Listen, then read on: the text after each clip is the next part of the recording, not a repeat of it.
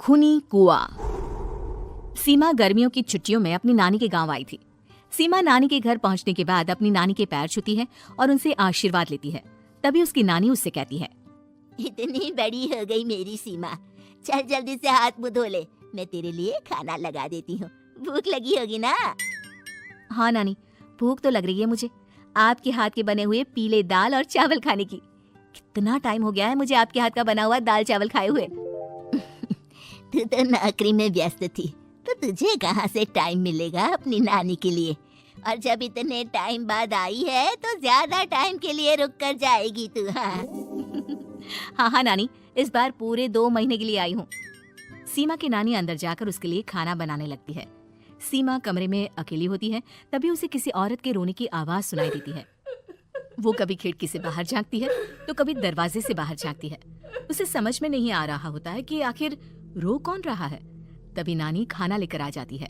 वो अपनी नानी से कहती है, नानी, कोई औरत रो रही है क्या? मैं जब से यहाँ आई हूँ तब से मुझे यहाँ किसी औरत की रोने की आवाज आ रही है। हे भगवान, कहीं ये वही तो नहीं? बोलो ना नानी। अरे कोई नहीं रो रहा, ये तेरे मन का वहम है।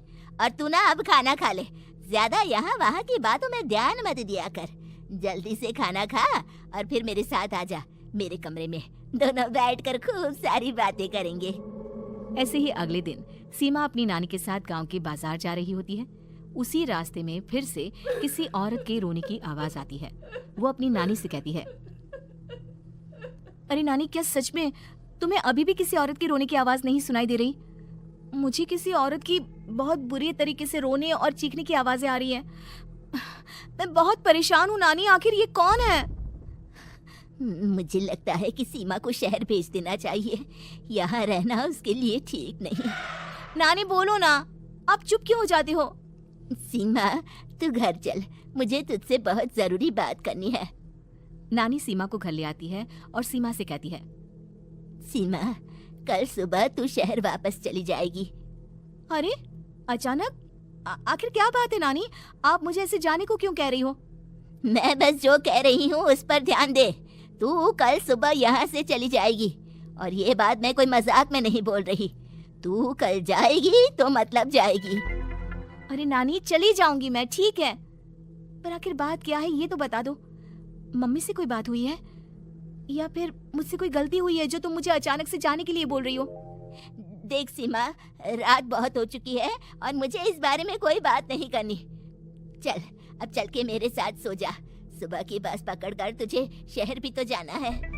सीमा को अपनी नानी का ऐसा व्यवहार देखकर बहुत ही अजीब लगता है। उसे कुछ समझ में नहीं आ रहा होता है कि आखिर उसकी नानी उसे अचानक से गांव छोड़कर जाने के लिए क्यों कह रही है।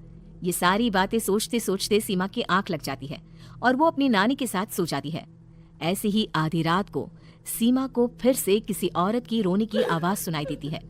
वो उस औरत की आवाज सुनकर बार बार करवटें बदल रही होती है और तभी उसे सपने में भी एक अजीब सी औरत की परछाई दिखाई देती है, जो इतना चीख चीख कर रो रही होती है कि सीमा डरकर उठ जाती है। वो पूरे पसीने पसीने हो रही होती है। वो अपने आसपास देखती है तो घर में बिल्कुल शांति का माहौल होता है। सीमा घबरा जाती है। वो अपनी नानी को जगाने की कोशिश करती है, मगर उसकी नानी नहीं जगती। सीमा को फिर से उस औरत की रोने की आवाज सुनाई देती है। आखिरकार सीमा अपने आप को रोक नहीं पाती और वो घर का दरवाजा खोलकर बाहर निकलती है। आखिर ये माजरा क्या है? आज तो मैं पता करके रहूंगी। अब आवाज का पीछा करते हुए सीमा आधी रात को गांव के चौपाल के पास बने कुएं के पास पहुंच जाती है, जहां कुएं की चारों ओर बेड़ियां लगी होती हैं। उन बेड़ियों में लगे हुए ताले के साथ एक लाल रंग का कपड़ा और माता रानी का कलावा बंधा होता है। उस कुएं में से सीमा को किसी के रोने की आवाज आती है। सीमा परेशान हो जाती है। इस कुएं में कौन है? कौन है यहाँ? सुनो, कौन है?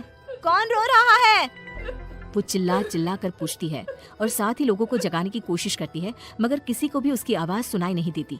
अब सीमा खुद उस कुएं के पास की बेड़ियों और तालों को खोलने की कोशिश करती है और किसी तरह कुछ देर की मशक्कत के बाद सीमा उसको खोल भी देती है। और जैसे ही वो कुआं खोलकर उसके अंदर झांकती है, सीमा उस कुएं में गिर जाती है। इतने में उसकी नानी की नींद भी खुल जाती है और सीमा को पास ना देखकर नानी परेशान हो जाती है। नानी घबराकर पूरे घर में उसे ढूंढने की कोशिश करती है, जिसके बाद उसकी नानी और सभी लोग उस खूनी कुएं के पास जाते हैं और सीमा की नानी कुएं के पास खड़ी होती है। सभी गांव वालों और सीमा की नानी को सीमा के चिल्लाने की आवाज आती है। बचाओ, कोई मुझे बचाओ। मेरी बच्ची, हम आ गए, हम तुझे बचा लेंगे। नानी, मुझे यहाँ बहुत डर लग रहा है। यहाँ इंसान की कटी हुई मुंडिया, हाथ, पैर और कंकाल है और खून भी है। नानी, मुझे डर लग रहा है। आप सब मेरी मदद कीजिए, नहीं तो ये खूनी कुआं मेरी बच्ची को भी खा जाएगा। अरे मुझे तो ये समझ में नहीं आ रहा कि आखिर इस खूनी कुएं को खोला किसने।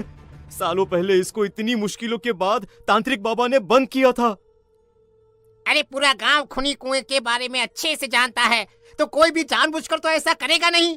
मतलब किसी ने अनजाने में इसे खोल दिया है भैया। सीमा को इस बारे में मालूम नहीं था और जब से वो यहाँ आई थी तभी से उसे किसी औरत के रोने की आवाजें भी सुनाई दे रही थी। कहीं सीमा ने ही तो उसे नहीं खोला। अगर ऐसा है तो फिर सीमा का बचना बहुत मुश्किल है।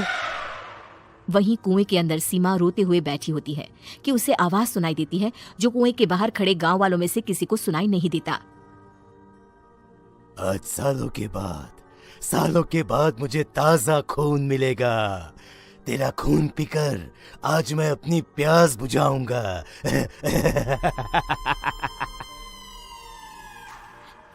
कौन है? कौन है? मत मारो प्लीज, मुझे जाने दो प्लीज। मैंने किसी का क्या बिगाड़ा है?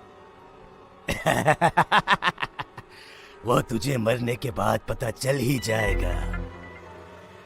जितने में गांव वाले और सीमा की नानी कुछ सोच पाते, उतने में उन्हें सीमा के चिल्लाने की आवाज आती है और अगले ही पल सब शांत हो जाता है। क्या हुआ? सीमा, मेरी बेटी। माफ करना बहन, लेकिन अब सीमा वापस नहीं आएगी। हमें एक बार फिर से कुएं को बंद करना होगा। गांव वाले तभी तांत्रिक को बुला कर लाते हैं। एक बार फिर अपनी शक्ति से तांत्रिक बाबा उस कुएं को हमेशा हमेशा के लिए बंद कर देते हैं और वहां एक बोर्ड लगा दिया जाता है कि यहाँ आना मना है।